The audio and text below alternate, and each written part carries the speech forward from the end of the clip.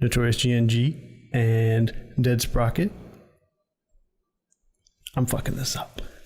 No, you're killing it. No.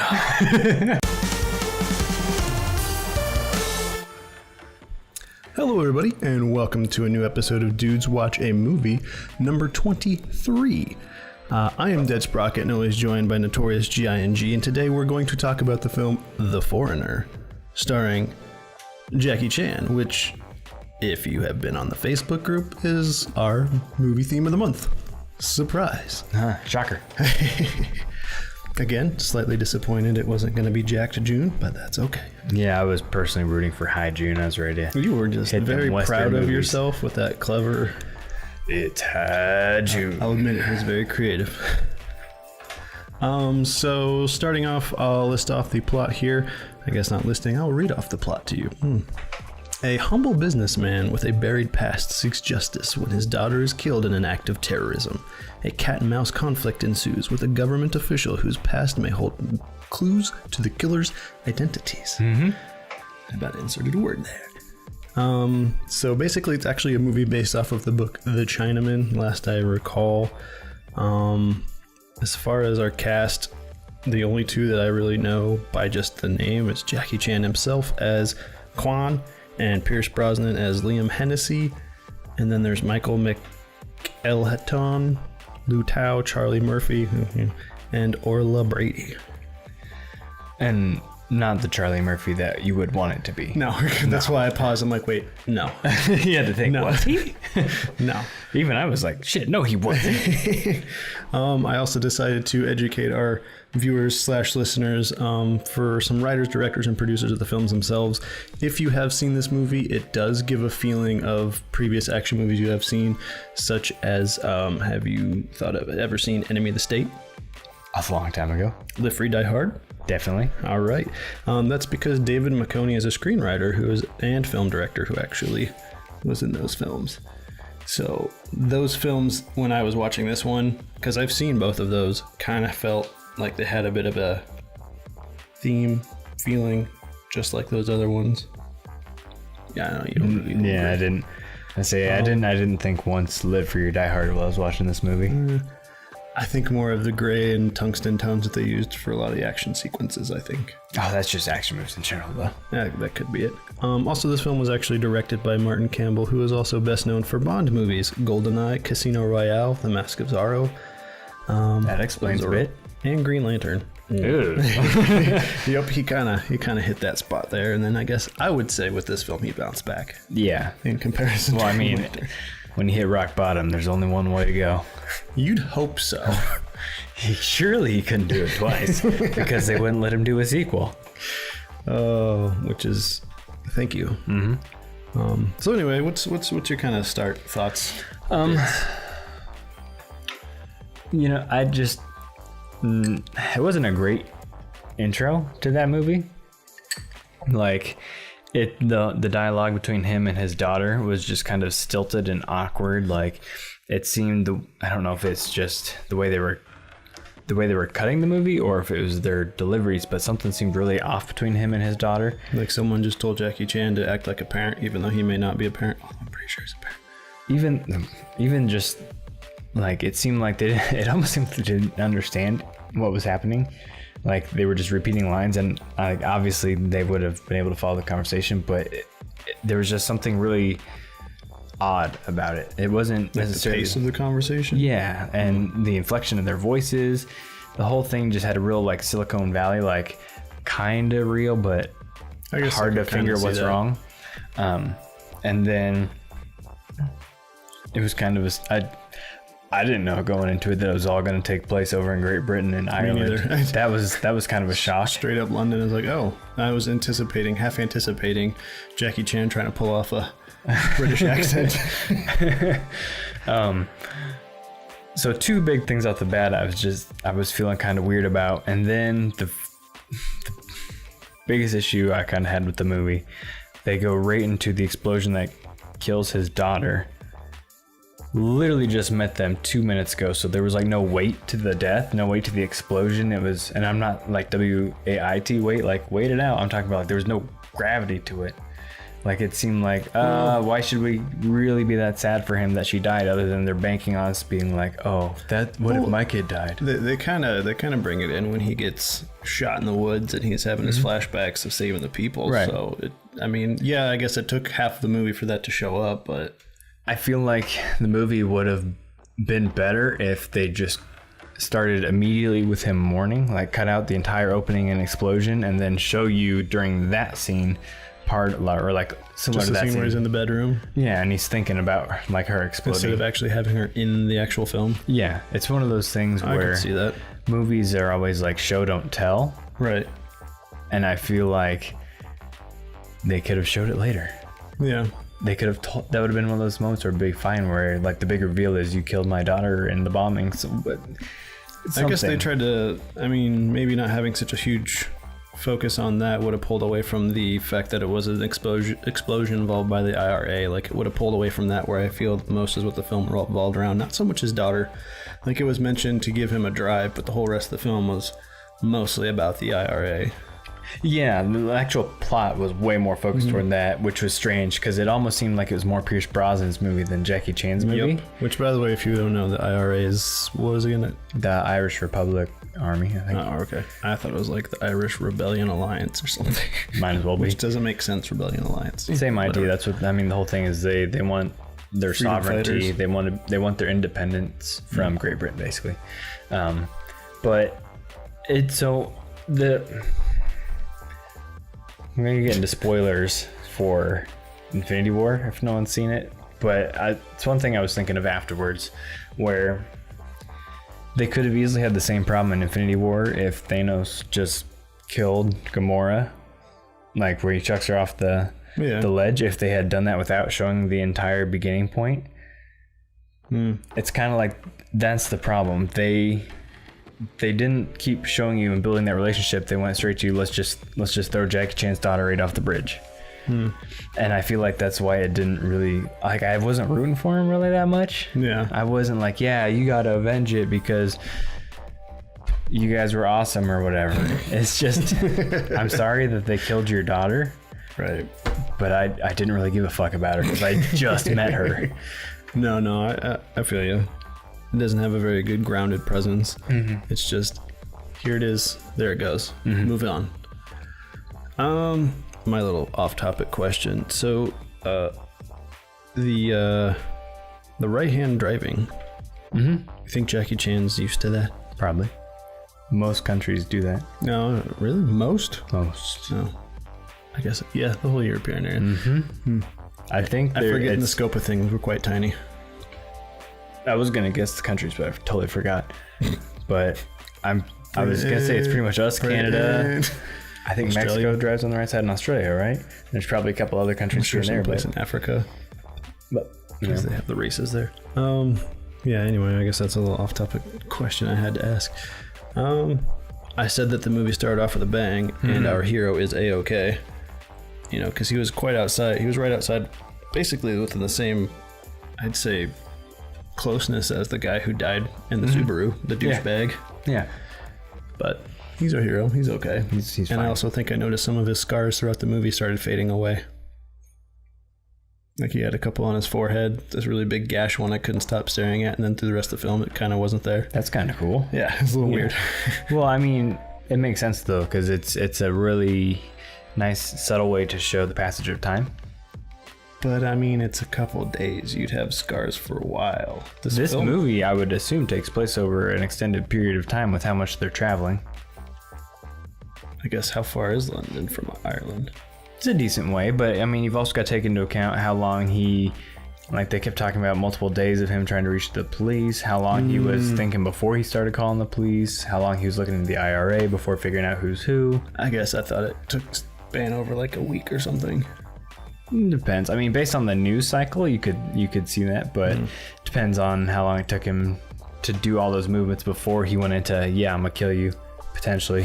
I'm gonna kill you. And how long, like, before he would rig up those bombs between scenes and things like that. I guess I was kind of upset that or at least it didn't seem like it. The first initial scene where he's building the bomb with like all the chemicals and test tubes, and then he gets busted in on while he was doing it, that we never got to see what he was going to use them for.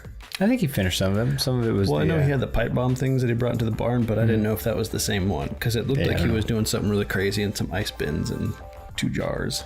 I don't know. I thought he was gonna make a chemical bomb. I was like, whoa. It is kind of strange that he knew how to do all that. I mean, I don't think being in the special forces teaches you how to build bombs. Yeah. I could be wrong.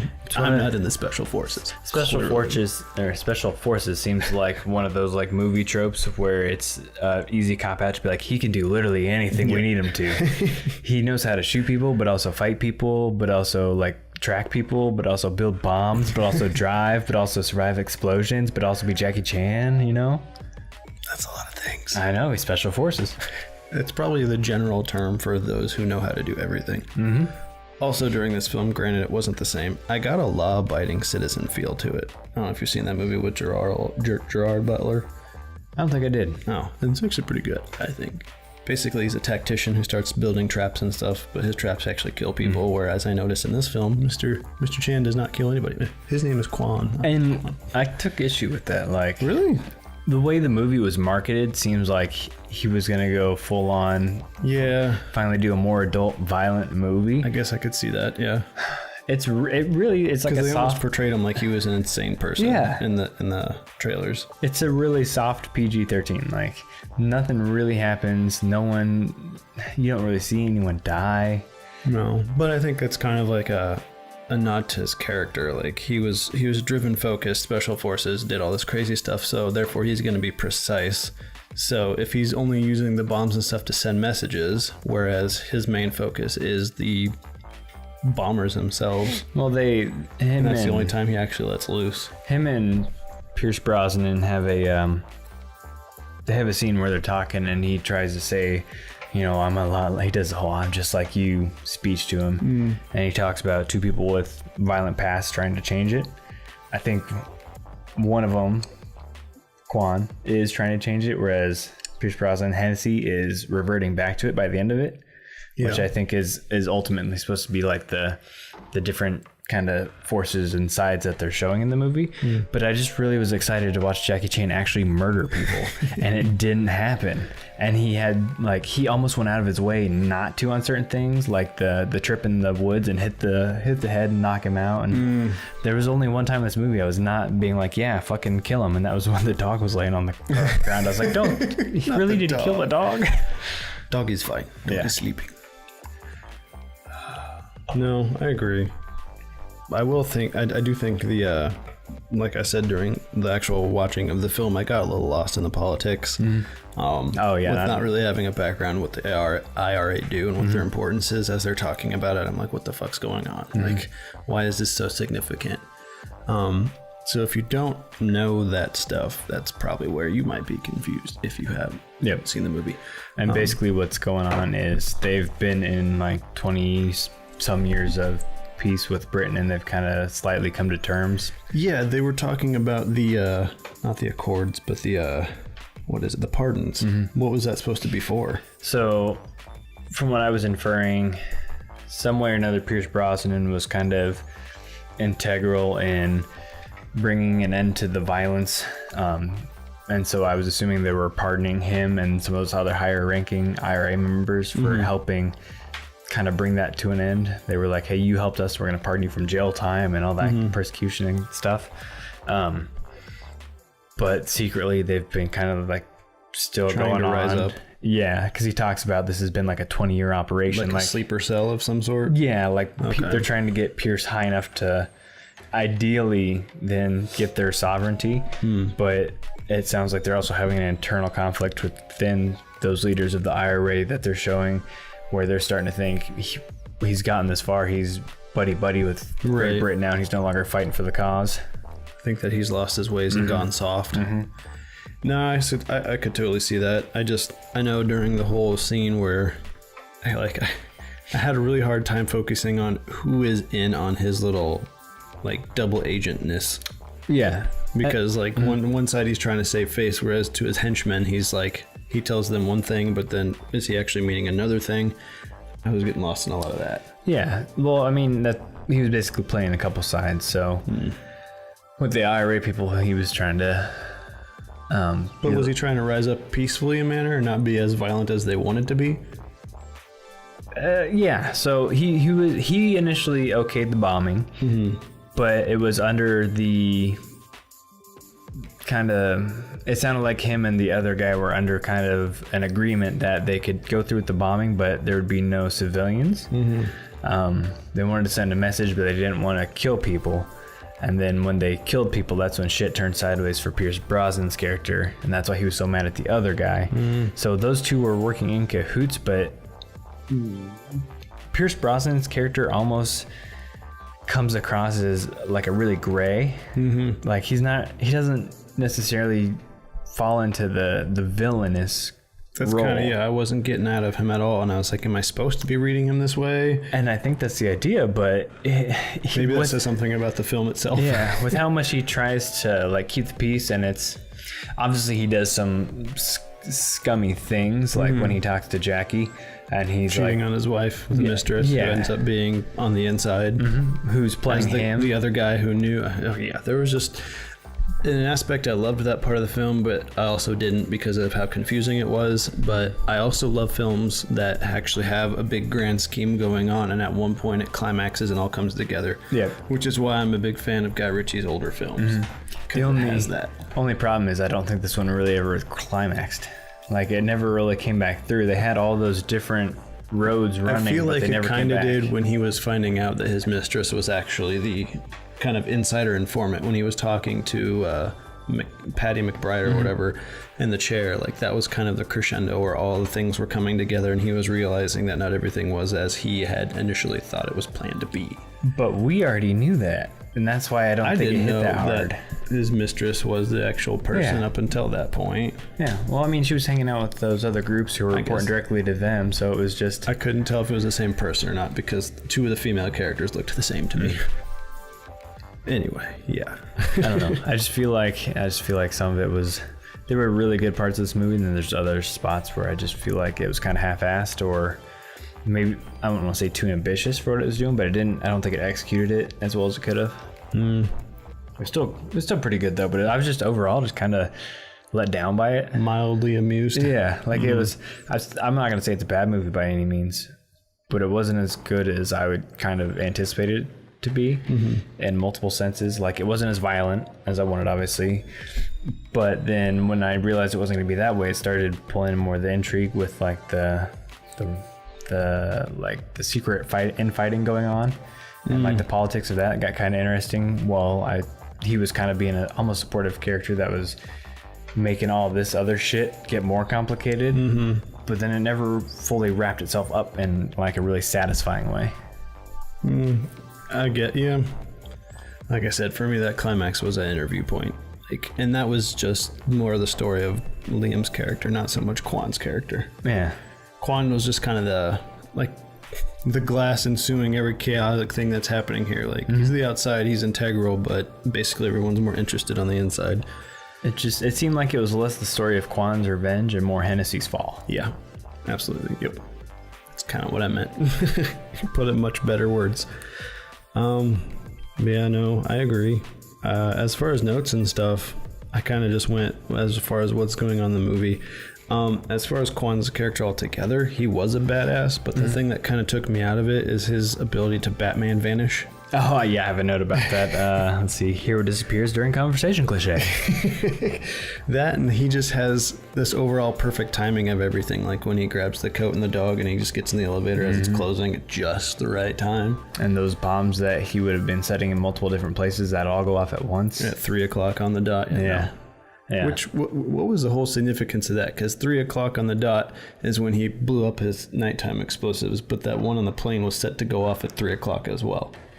Which is strange because they're from two different groups as well. Because I could see if it was just him doing it over and over, maybe that's when the bomb went off to kill his daughter. But well, although maybe that's that group's MO is they always chose 3 o'clock for whatever reason. So he was doing it back to that. I don't know. Maybe you dug deeper. I tried. Maybe. I will say a lot of my favorite scenes were those parts where he was making the bombs, especially that one in the bathroom. It was very tactician of him, where he comes in with just, it's just a bag of groceries. And for some reason, the first thought I thought he was going to make was like Molotov cocktails, but that seems too violent. But he ends up making that little, I'm assuming it was gasoline in the glasses. What would cause such an explosion? Yeah, special effects. He's special forces. Yeah, special forces. You're right. That was that C4 liquid. Semtex. Yeah. Also, that portion. Actually, they do mention Semtex, don't they? They do several times, and I don't understand what that dude was. He was having a beef because some of his Semtex was missing. Missing during shipments, or is he just a Semtex trader? Is that something that happens? Like, I would assume providing it to the actual military. I would assume during the shipments, and the idea was that they, at least Pierce himself, had been looking at the books and realized, well, if the Semtex, or whatever, maybe they code worded it or something, but whatever he's missing, if he's the one missing it, then he's probably giving it to somebody. Maybe he went and toured the fucking factory. I don't know. They don't do a whole lot of explaining. They don't. And then also, what's the whole fucking deal with the code word? I didn't get that at all. I think the code word was supposed to be a means of communication between technically the top, which is Hennessy, Pierce Brosnan, down to that group of 4 that were building the bomb to know when and where or something like that. When it was officially them or not? Yeah. So like if they heard the code word or code name, whatever So he it was. was trying to set them up, but... So only 2 people were supposed to know it. And it was supposed to be him and... Who was the other one? Was it his wife? No. I can't remember. Whoever the other one was. Might have been the New York kid or whatever. His nephew? Yeah. So only 2 of them were supposed to know it, and maybe he was supposed to have changed it. I don't know. That part was really hard to follow. It was a good movie, but I just have too much to complain about it just because it's a little too convoluted for what it was. If it was longer, maybe they would have had more time to explain it. I was anticipating it to be a bit longer, but It almost with as seemed much like as they had going on, they crammed it. It almost seemed like there was like parts of that movie like that are completely missing. Which probably happens when you get a movie based off a book. Valid, Because it is based off of the Chinaman, which I'm assuming probably does a lot more detail. And that's why you wouldn't have like Oscars for best adaptation, because it's really hard to take a book and condense that into a movie. Case in point. Yeah. I also feel like somewhere on the cutting room floor there is a more violent version of this, and I feel like it's one of 2 things. It's either Jackie being like, hey, like that's public image, that's not how I am, or more likely I feel like there might have been like the test screenings where the audience was like, I don't like seeing him be all murdering people, you know, like testing poorly, and so like let's cut that down, make it more. It's like they tried to be cool and new and make a badass Jackie Chan movie, but then the people that they're putting in front of might have been like, we don't like it, it's too weird, and then they're like, all right, dial it back. Maybe if they had the one actor from the Indonesian film, where they're Raid, they would have had him play Jackie Chan's character. Maybe it would have been so much more violent. But then you basically are watching I See the Devil. I have not seen that. Oh, it's I good. do want to watch it. It's good. I did like. They mentioned him. I think did they mention him being in Vietnam? Was that the war? Which war was he in? I think that was the one. It would only make sense. It almost seems timeline wise. It almost seems like he'd be too old. But they mentioned him. They definitely mentioned him being special forces in his home country, which I like that ties back into kind of what he sets up in the wooded area where he knows how to hide his vehicle in dense wood areas. He knows how to remove the tracks with the branch, and he makes a small traps. Makes a little punji pit trap. Yep. And I'm like, that's cool how that all references back to where he's from and what kind of training he would have had.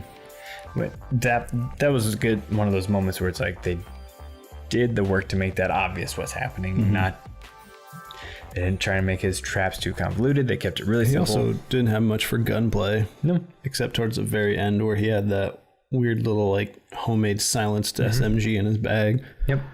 Which I guess I thought he had a sniper at one point when he was outside of the woods. The cops have snipers at one point. Which that scene was kind of intense. The whole time they weren't even hitting that window with the blinds, the slat blinds. All the action took place just beside that because everyone else was crashing into everything else in the house except for the windows. The cops were kind of confusing in this movie too. Like, it was hard to tell Like the London police? Yeah, like it was hard to tell if they were trying to help Hennessy or because they were definitely on some sort of agreement with each other, but with that lady and Hennessy themselves. Yeah. But was she in on the whole fact that he was trying to do political gain? I know obviously at the very end she figured it out that it was more so, but I feel like she was also kind of on board with, yeah, we understand why you're doing this, but I guess now that you pushed the atrocities so far. I don't know, it was weird. Like it's by the end of it, like they decide not to go after Jackie or Quan because he goes back home and they see him and then he's just like, well, you know what, we'll give it to him because he did I think something we owe good. him something. But he didn't really do much other than potentially make the IRA more dangerous. Right. He stopped the bombers. Well, that's probably why they're continuing to monitor him, because they're still trying to like focus on that and think maybe he'll revert back to trying to. I don't fucking know. But like he set out and finished his goal, so I don't know why. Like, what the fuck? Why they're still watching him? Pierce Brosnan seemed to be the cool-headed leader of the IRA now that Jackie released the picture. Yeah, like he's gonna go to jail now. And that Send it. Now you are all over the internet. It's like that's the threat nowadays. You are on the internet. And that's, I think, part of why it was lackluster. Like the big final confrontation between him, and he's just like, gotcha, I guess. And like I don't know. They didn't have a clear enough definition of who is the one I'm rooting for and why don't I like him, and they don't have a good divide. It's like Jackie won and Pierce lost, and I didn't feel good about either of those. Right. The whole time though I was thinking that, hey, Jackie's gonna be our hero, but I had a feeling in portions of it he was the anti-hero. Kinda. But then he kind of bounced back to being neutral. Like he himself is not trying to play vigilante, he just wants the revenge, but yeah, I don't know. But it didn't, I guess the revenge makes sense from his character standpoint, but it kind of makes his character look like a fucking idiot. Like, very single-minded. Like he scares the shit out of him, and he's like, I want justice for the people that killed my daughter. That's all I want. Mm-hmm. And then he gets there and he's just like, my justice is gonna be you getting kicked out of the IRA and going to jail, I guess. It just kind of seems like lame justice. Yeah. If he wanted that, he could have just brought the cops there. Like, if you're tracking this dude down, go kill him. Man, I started out saying this movie was really good, but now you're skewing all my thoughts. Well, the problem is, if you think about it... If you think about it, it stops making any sense. But, like, when you're watching it, it's interesting to watch, and it's well made and stuff. But it's just like, there's some fucking problems. Right. Did this win it? I guess you don't know. I don't know if it won any awards at all. I don't even know if IMDb would be able to tell me if they won any awards. I would doubt it. It rates pretty high, though. I mean, most places seem to have it. Yeah, like a above average movie, an okay movie. One thing, though, a lot of the believability of that movie comes from Jackie Chan's years of credit scenes, of just watching him get his ass kicked in credits over and over and over. Right. I was going to say, do you think he did his own stunts in this film? Oh, with how old is he? Like, for sure. Really? Yeah, there's nothing super crazy. How old is he? Oh, he's got to be in his 60s. But I mean, he's still jumping out of windows and shit. Yeah, but I mean, rooftops. he's still in pretty good shape. I'd say so. When you watch him 60, when you watch him move around and stuff, he doesn't seem like he's really that broken down or anything. But I feel like if it was any other old dude just like crashing out of windows and rolling downstairs and fighting people, you'd be like, Jesus, there's no fucking way this old guy's doing this. But since you've seen the years of what he's taken, it's like, yeah, he's fine. I've watched him break his hip and his like right collarbone and just walk away from it multiple times. He got the typical hero shot. He did. Shot right in the shoulder. Every hero gets shot in the shoulder. It's just how it works. It's the non-lethal area, I guess. One too. Yeah. I always feel like there's got to be something there, right? Like an artery that probably runs up through under that area. Like it's still a dangerous. I think getting shot anywhere obviously is a bad thing, but there's no like safe shot. I think I was watching I think it was Mythbusters. There was one of those shows where they try and analyze things, and one of the question was, what's the safest place to get shot? And I think they did end up saying it was the arm. A lot of people think the ass, but there's a lot of like with your spine ending there, there's a lot of shit that can go wrong. That with a pelvic bone, ricochet, yeah. No. I think they decided it might actually legitimately be the shoulder. I mean, you can live without your arm, I suppose. So I want to talk about a quote in there. It sounded like some old Chinese wisdom, but his whole politicians and terrorists, they're just two ends of the same snake. And I could not make out when he said snake. I was like, what? There was two specific moments in that movie where I was like, wait, what? And that was one of them. Him and his thick accent. Yeah. The other one was, I think he says backlash, but we couldn't figure out what the fuck he said. You will feel like you have never before. You will feel the worst leg lash you have never felt before. That one was the cop, right? Yep. Which there's one thing I would say about this movie. It was super diverse, like between Jackie being from China, British Pierce Brosnan with an Irish accent. Which I didn't like. Honestly, by the end of it, it fit really well. Like I stopped. It seemed like it was really natural. The beginning, I just didn't like it, and I guess I could understand. He's very breathy when he talks, and just like he had the and then like after I heard that, I was like I couldn't stop hearing it, but then it started to fade out. By the end of it, like when he starts like yelling at the other people and getting back his mean streak, I was like, it no longer seemed weird. It seemed really natural. There's also something about Pierce Brosnan where when he's yelling, he doesn't look like he's yelling. Yeah, it's just as loud and aggressive with having the most mellow face ever. But it's still just as intense. It's like it's really like dad yelling. It is. It's like, I am getting angry, but I will not show this to you. It will not be frightening, but I will be stern. In the words of my manager Jim, stern but fair.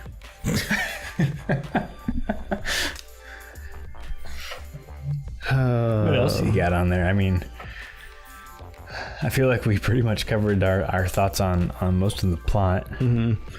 I'll go over things I didn't like. I didn't like as much indoor shooting as they had.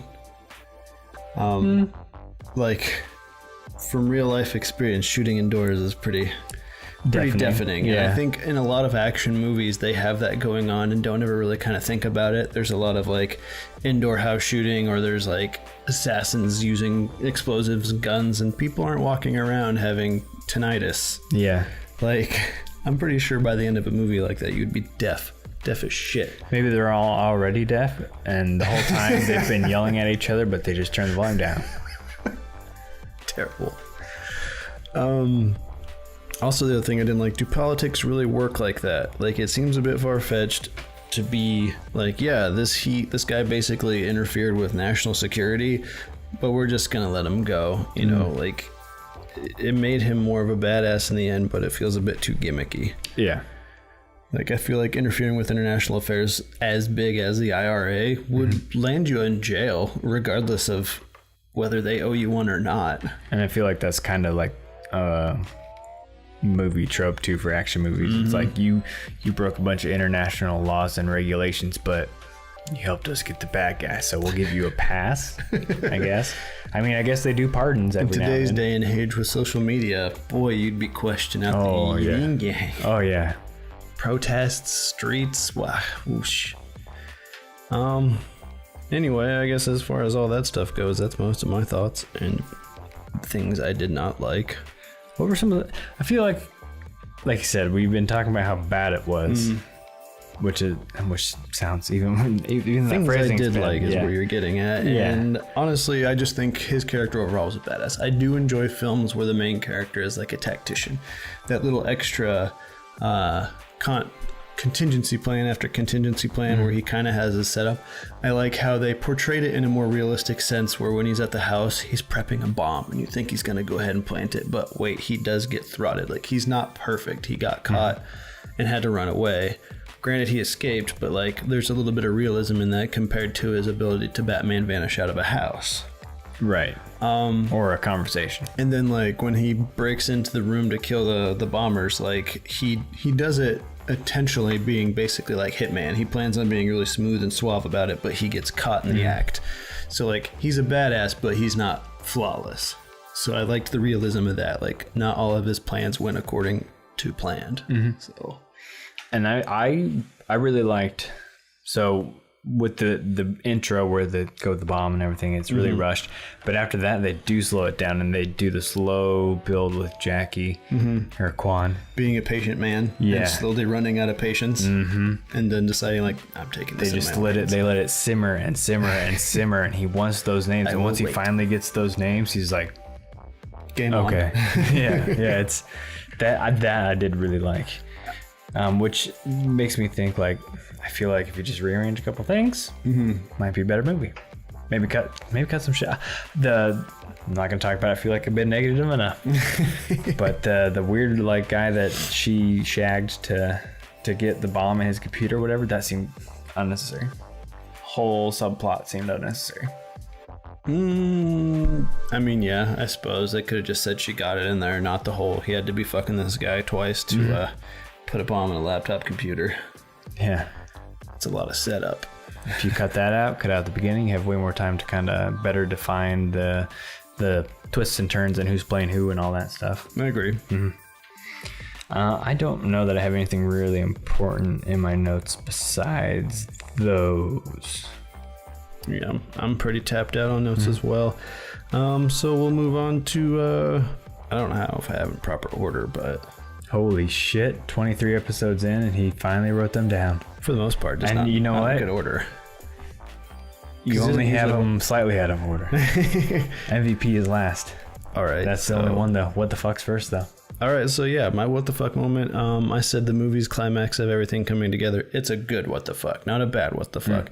Like I talked about earlier, why I like Guy Ritchie films is just because you have all this stuff going on, and then it just comes together, and you literally kind of have that what the fuck moment where you're like, oh shit, what? So you know what's kind of crazy? The one time that you finally do the what the fuck MVP and favorite scene, I didn't do it. Did you do any notes at all? Like that? Yeah, oh, okay. Yeah. No, that's just the bottom. That's not where I put it. I was like, you've got 6 lines of notes for an hour and a half movie? Honestly, though, if you do look in here, I don't have a whole lot of notes for this movie in comparison to other ones. Comparison to me? Well, like a lot of times on these movies, I'll have a shit ton of notes, but I won't really bring them all up because we'll have mentioned them here or there, or at least enough of them. But for how negative I've kind of sounded on this movie, it was good enough that I wasn't like, I was enthralled with it. I wasn't constantly like writing shit down. But my what the fuck moment was the explosion. Which one? The one that kicks everything out. The beginning one that kills his daughter. For a couple reasons, like with what the fuck, they rushed that. Literally, like it does kind of just come out of nowhere because it's like, hey, like halfway through a sentence with arguing with the guy in the Subaru and just but other than that, like there's nothing too really out of place. Like I kind of had a struggle to find the one that I found. Yeah, and it was nice having a positive one. It's been a long time since we had one of those. But that's the only thing I can really think of, other than I think we literally said what the fuck on those when he said it was backlash. Because we couldn't understand him. Yep. Also, when I typed Jesus Christ and then Pierce Brosnan immediately went Jesus Christ, and I felt like I was writing the script because you were talking about his tattoo in that media moment. He just said Jesus Christ. Yeah, he's got the crucifix tattoo with Jesus on there and all that. What was your favorite scene? All of his prep scene montages that basically further make him, well, like I previously said, a badass. But in the end, like the whole, I dropped a tack. It tacks on points for him as far as being a badass. That was totally unintentional, but I saw the moment and I took it. You can't take it if it's unintentional. But no, I really enjoy prep scenes like that, especially I guess maybe they're just considered montage scenes, like when people are suiting up for something, getting ready, or when they're prepping the plans, like in Home Alone. Like my favorite part is you were gonna say. I was literally about to say, like when he draws. Yeah, so not only that, but like when he gets everything set up, so you're like, oh, this is how he did it. This is how I put it together. And then when it all happens, there's your climax of the film. But that prep period, you're left with a lot of questions, like, oh man, what's he gonna do with this? What's he planning? He pulls out 2 fucking bottles, some string and some matches, and you're like, what's gonna happen? What's gonna happen? The bombs fucking happen. All the prep scenes of a lot of movies that do them well enough are awesome in my mind. Yeah. Also, who is it a specific Like any Simon Pegg movies, they all have the really quick cut prep scenes. Yeah. Fucking love those. And it's nice too, because it can kind of go one of two ways with those scenes. Like, if you do multiple of them in a movie, it's really fucking unnecessary, because after the first one, you've established that this person goes through the thought process and decides what they're going to do. So if they pull off something miraculous, it's not like, oh man, they're really lucky. It's they planned that, it was calculated. Right. But I feel like I've seen movies where it's like, let's do like 4 gear up montages. It's enough. We get it, they planned this shit out. You don't have to keep establishing that. Favorite scene? I did that right in the mic. There are 2 that kind of stood out to me, and that I was thinking about it after it was over, and I didn't know which route to go, and I still don't really know, but I'll just kind of bring them both up. There's Jackie talking, I believe he's talking to I don't know what the fuck her relationship was with him, but the younger Asian Mistress? girl, Jackie's younger Asian girl, that she kisses him at the end. Yeah, no, I thought it was maybe one of the ladies he brought back, but that wasn't. I'm assuming that because that lady was pretty old when he grabbed her, like when he was saving her off the boat. I think that's who that was, because it couldn't have been his daughter, because his daughter was too young. Yeah. So I feel like it was that lady, because I didn't think that lady was too old until like when they did the close-up. She has a lot of gray hairs, so clearly she's aged. So then my guess it's the one that he saved off the boat when they were getting like mobbed by pirates or whatever. I don't know. That was kind of shaky on what was going on with that. So, like the full relationship, because he does mention that, and in the scene he mentions that his wife died during the escape, so his daughter would have had to have been born. But if he grabs her, then how does? Yeah, no. That's kind of I was really caught off on the timelines with that particular character. But he's basically. Once again, but no, because a book is better than a movie. No, but he's telling her.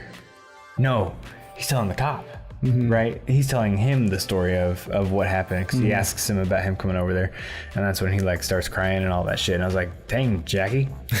I don't like seeing old man Jackie cry. But I was still impressed. I was like, I didn't realize you could like act this good. Normally you're just haha funny, or I'm gonna kick you real hard. But I was like, shit. It's not very often he's in very many serious movies. Yeah. I feel like he's that funny kung fu guy that everybody thinks about. But when you put him in a serious note, some people do really well with it, and I feel others do not. Will Ferrell, for example, in a bunch of, you would not say funny movies, but then he plays in that one movie where he gets narrated to or whatever, and it gets like, super Life is serious. Strange. Yeah, it wasn't bad. It wasn't great, but it wasn't bad. It's not funny though. Like, it's kind of a serious note, and so it's hard to find a character who is in a funny role switch over to serious and be believable. I do think it works in their favor when they can do it though. Like, Reign Over Me with Adam Sandler, I find just super rough. I'm just like, oof, because you're so used to him being a cornball, and he actually does a pretty decent job. And I mean, he did a good job on Click, I'd say. Yeah, no shit. That was really good. Man, if he would just go back to doing those kind of movies instead of the shitty Jack and Jill shit. He got signed up on Netflix. Yeah, he's not going nowhere. And then Jim Carrey's the other one I always think of in Eternal Sunshine of the Spotless Mind. But fuck, Jim. Ooh. Heavy movie. Talk out of your butt again. So when Jackie did that, I was like, fuck. But then, I don't know. I really also like the scene where Pierce Brosnan finally starts putting some bass in his chest and yelling at that other dude, and ends up capping him in one leg and capping him in the other leg, and then shooting him in the head or whatever. Which, by the way, I think one of Pierce Brosnan's guns that Jackie steals from him and points at him is one of the same guns he uses as his signature James Bond gun, I believe, in an old film. That'd be cool. I haven't looked into it, but I was just like, is that a nod to James Bond? That would be really cool. So I was just like, being the gun nut that I kind of am, I was like, that looks like the Walter. So those are my favorite scenes. Your favorite scene, next to MVP. I had to pick the main character. I really just kind of I went for it because honestly there was nobody else I really enjoyed as much. I mean, granted, I did like Liam's character, but like I said, where a lot of the montages are focused around him, I feel like that elevated his character overall. I just liked him. I liked his character. As far as it being played by Jackie, I mean, it was good, but I'm sure someone else could play it better. But I mean, I was gonna ask you if you're choosing Quan or if you're choosing Jackie on that. Quan. So you're choosing Quan. Yeah, basically. Yeah, I would agree because I mean, if that was Jet Li, I feel like it would have worked just the same. If that was Donnie Yen, I feel like it would have worked the same. If that was Tony Jaa, I feel like it would have worked the same. If that was any other like Asian action star, it would have fit the same. Because it's not comedic. Because Jackie Chan's a comedic kung fu guy. Yeah, and it really doesn't benefit much from it being janky. Like even the choreography and the fight scenes didn't seem really like. It wasn't that extensive. Over the top or no, yeah. It was pretty short. I feel like a lot of it was happening in mostly in that scene where he escapes the roof. Yeah. Mm-hmm. A lot of his quick movements and all that. Everything else seemed very 1-2 seconds of it instead of like 3 minutes of drawn out fighting. Which I mean, it's not the movie's pace, but still. It's a strange like dichotomy that in one sense it's you can't help but notice that's Jackie Chan, but in the other sense, if you take it at face value without seeing him, you wouldn't know it was Jackie Chan. Mm-hmm. Like, it's weird. It's almost like Samuel L. Jackson, but he doesn't say motherfucker once. Right. Like, you can't not notice, but he's not really doing him, you know? I don't know. I agree. Yours? Pierce Brosnan, obviously. The original Bond and all who say nay can go do something to yourselves. I need to do some checking here real quick, but yeah, for sure, Pierce Brosnan. Like you were talking about at the beginning, the accent really kind of threw me for a loop. I was like, "Oh, James Bond. Yeah, I know you're not Irish." I'm pretty sure he plays other accents in other movies he's been into. Yeah, and I mean, honestly, I haven't seen a whole lot of his movies, but I'm always happy when I do see him in movies. He's a good suave man. Yeah.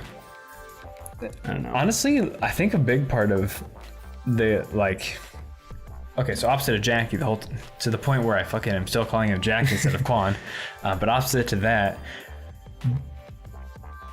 partway through the movie, I don't know if about halfway or maybe a little bit after that, I stopped seeing Pierce Brosnan and started seeing Hennessy, like between the different hair that he normally has and like the beard that he's got and the glasses and all that stuff.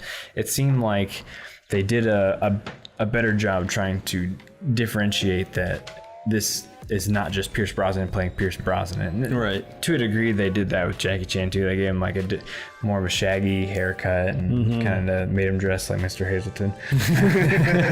Very plain. Yeah, a lot of earthy tones. But I don't know. I feel like he was a bit. Part of me would have been surprised if Quan's character was wearing Velcro shoes. No shit. But I was trying to look up, and this is the only one that I don't have written down here.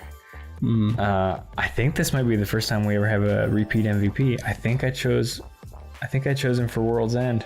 I don't remember his name in World's End, but yeah, I think you did too. I think I chose him for the MVP. So if that's the case, what a historic moment on Huge Watch Movie Podcast. Pierce Brosnan, the first 2-time MVP. Celebrate or something. Until we start watching a James Bond themed film, like I guess month. Because I'm certainly I'm gonna watch a Pierce Brosnan film. I'm not gonna pick any other James Bonds. I will too. Yeah, he is James Bond. It's a generation thing for sure. 100%. No, Sean Connery is the original James Bond now. Although, if I'm not mistaken, Pierce Brosnan has the biggest kill record as the James Bonds. Like, I'm pretty sure in one film he killed like 72 people. It's called being efficient. Which is fucking insane. Knows how to use his tools. Mostly explosions, I'm sure. Cool. Anything you need to broadcast out there at any point? No. I'm thinking of doing stickers. I've talked to you guys before on the group chat what you feel about that. I might be having a lead on some of those. Still kind of in the works.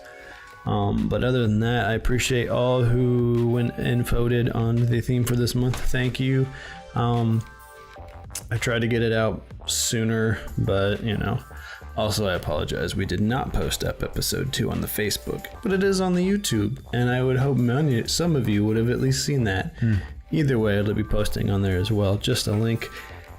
Give us a like. That'd be cool. And critique us. Say we're total shit, or we're totally awesome, or what we do well, or not so well. That's just insulting, huh? You know what to do. That being said, this caps off our episode, and it's been great. I just can't believe you didn't make the biggest announcement that I thought you were going to. I was gonna leave that to you because you don't make announcements. Oh, well, I mean, to follow up this one with Jackie January, next month is one of the rare opportunities where I knew immediately what we're doing. My favorite Jackie Chan movie of all time, Legend of the Drunken Master. I have not seen it, but I'm excited. Also slightly terrified, but excited. The cool bit is it just happens to coincide with our 1-year anniversary of Dudes Watch a Movie podcast.